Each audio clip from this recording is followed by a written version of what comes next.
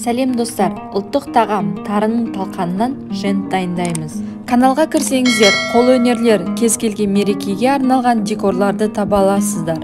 Бізге талқан, бөлме температурасындағы сары май, қант, мейіз керек. Керек заттардың құрамын описанияға қалдырамын.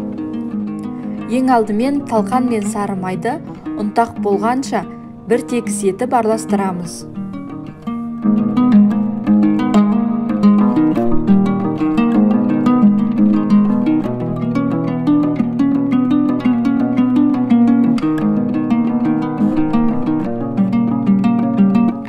Осылай біркелкі араласқаннан соң қантты қосамыз.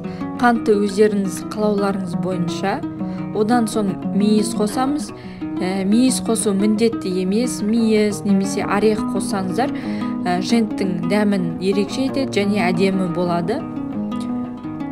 Және де мен формасын дұрыс ұстау үшін бір ас қасық сгущенка қостым.